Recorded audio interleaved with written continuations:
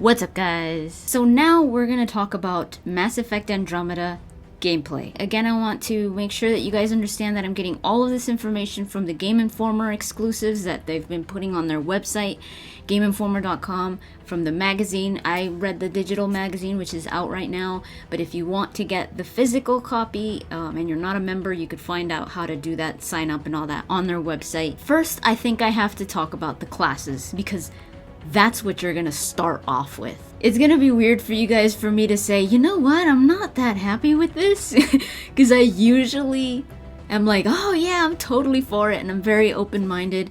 And I'm not saying that I'm not open-minded to this change that they've done to the classes, but I do have some tiny issues. So in the original trilogy, we had Soldier, Infiltrator, Engineer, Adept, Sentinel, and Vanguard.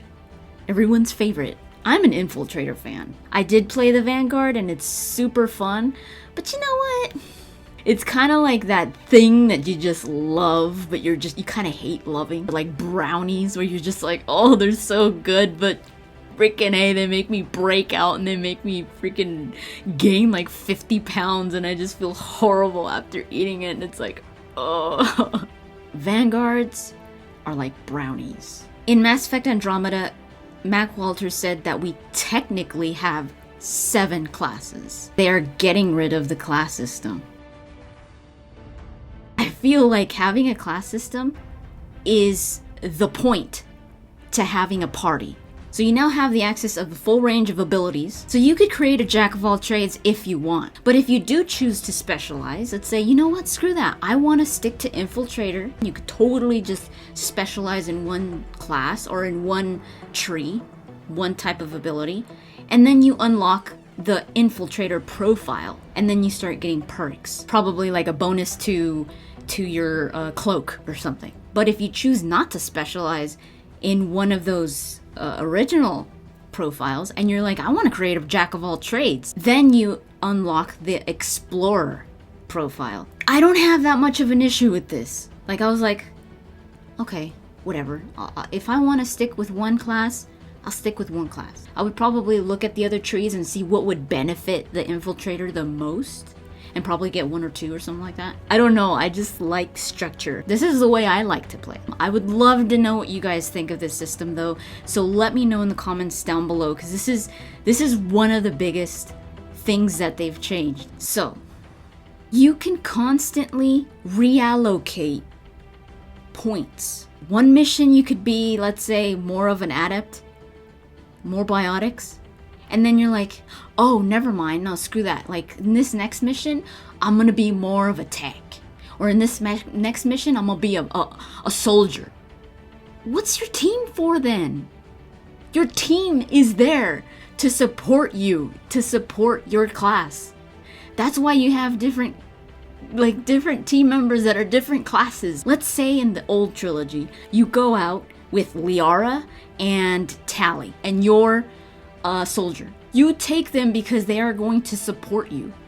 You don't have biotics, so you're like, I need to use Liara, or I need to use Rex. Well, like, you're in the mission, and you're just like, screw Liara, I'm gonna become a freaking biotic because she sucks. Like, Liara, sit down, I'm gonna show you how to do it. Instead of doing that, allowing you to change whenever you want, I would prefer them, I mean, I don't know if they did this, but I would prefer to hear that they really worked on the way that your squad supports you. Because sometimes your party, sometimes they'll just go off and like do their own thing and you're like, hello? You know, we focused on your squad mates' AI. They're really gonna support you. They're gonna be using powers. When you want them to use a specific power, they will respond. And it's like, isn't that what it's about? Isn't that what Mass Effect is about? And not like, oh, whatever. I was, you know, like I said, I've got an open mind. I don't like to criticize a system that I haven't seen, that I haven't tried out.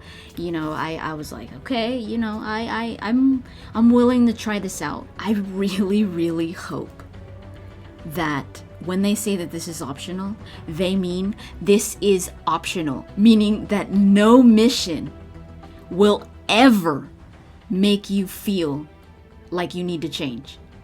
On purpose. Oh, you see that awesome thing over there? There's like super cool stuff over there, but only if you were an adept. In Mass Effect 1, that kind of happened, where it was like, you can't open those lockers if you don't have no tech skill. I'm sorry, sweetheart, but that stuff in there is not for you. It's kind of like in Dragon Age. You can't open those doors if you don't got no rogue. In Dragon Age, it's like, oh, I got a rogue right here. And then you just switch to Varric or whatever, and then Varric would go open it. You depended on your party. You depended on your squad because they were your team. The characters were always important, who you took. And now it feels like all of that responsibility is on you. It almost feels like this system is really alienating your squad in the way that you use them. I like the feeling of a team. I like to feel like each character supports each other, combos and all of that stuff, and not feel like, oh, I could do it. Don't worry, guys. I got this. I got it. Come on, I'm writer. I'm freaking writer. One of the developers says in the GameInformer article says this: I think they will play the way they want, with a couple specific targeted tactical places where they will choose to switch. Even though I'm hearing all this stuff, it seems to be optional. It seems, I hope, that these little things that you might want to choose to switch, I hope they're tiny things that you really don't need. You know, where it's like, oh, well, if you wanted to go take advantage of that, be an adept. But you know what? If you don't, you could totally go this way, or you could totally do it this way and still be just as strategic, just as challenging, whatever. They do say that they're tying it to the narrative, so it makes sense. This makes sense with a narrative thread tied to Ryder being the Pathfinder. I don't know how they're gonna implement that, so that in one case Ryder has biotics, and then in the other he doesn't, or he or she. Maybe he has all the implants, he has all the things, and he's just this super awesome person that could do all of it. Is that what makes you special? That you could just bust out the classes like nothing? You're like, yeah, but I'm freaking talented. Next, let's talk about crafting. You now are going to be finding new materials to scan so that you could get blueprints of new technology. In the beginning, we are going to be starting off with tech, weapons, and all that stuff, vehicles that we've seen already. So that's why you see in the trailers, you see the Avenger rifle, you see the pistols that we've seen before. That's what they brought with them. And they left in 2185, so this was still during Shepard's time. So it makes no sense for them to have like all these crazy things. And they said that it's not just gonna be little weapon mods. So maybe even you'll get like full armor pieces. And everything you scan then goes to the codex, and every time you scan something you get rewarded for it. You can place armor pieces on the head, chest, shoulders, and legs. They increase stats and they also change your appearance. And casual clothes returns. The combat. In Mass Effect 3, 2 different teams worked on the single player and on the multiplayer, and they felt like they wanted to get the same teams working on both for Mass Effect Andromeda. In the single player, it felt a little bit different. It felt like a little more stop and go. They improved on the cover system. It is a cover system, but there's no more sticky cover where you press A and you just like pop into cover. It's more of like you press forward and you go into whatever cover is there. If you press to the right, you move out of that cover and into the other cover. They also wanted to increase the pace. They want to make it feel more action-y. If you get into cover, it's because you're trying to dodge some bullets for a second, or you're trying to regenerate your shields. They mentioned Unreal Tournament, where in Unreal Tournament, you do not stop. That's what I've learned with the streams that I've done with Nick. I'm so not used to that, but it becomes really, really fun when you get the hang of it. When I don't like it is when it feels like horde mode, when it feels like a multiplayer. They're sending me waves. First enemies aren't that hard, next enemies start getting harder, and you're like, I'm not playing the multiplayer, I'm playing the single player. Let's keep it still in the narrative, let's keep it, you know, believable. Don't snap me out. One thing that I found really interesting was in the 101 questions that GameInformer asked Mac Walters, which you guys should go see. It's really good. The guy that was asking the questions asks him about Omnigel, like do they have it or something like that.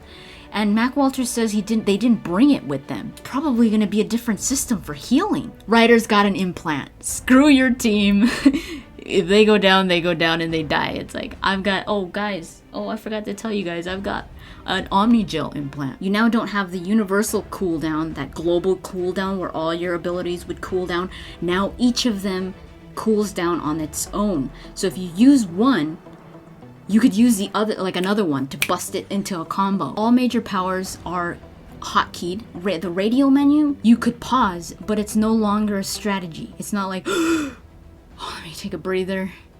Who's killing me? That guy over there? Okay, aim, unpause, shoot. No, it's not like that anymore. It's just, you gotta react in the moment. If you pause, it's because you paused. For Mass Effect, I think it works. The jetpack and combat, I think, is the best combo. The jetpack does allow you to jump. You could hover with the jetpack for a limited time. We saw this in the 4K gameplay. But you could also use the jetpack as a strategy in combat. Hover for a little bit, look at the enemies over cover and start taking them out, and I was like, yes. There's also a jetpack dash, which I think is replacing the roll. I don't know if this was just a joke or what, but someone was saying that you could use the jetpack into abilities. Like you could jetpack and then boom, like biotic charge, and I was like, oh, freaking Vanguards, I'm telling you, man. They're like brownies with jetpacks. See, that's like a brownie with hot fudge over it.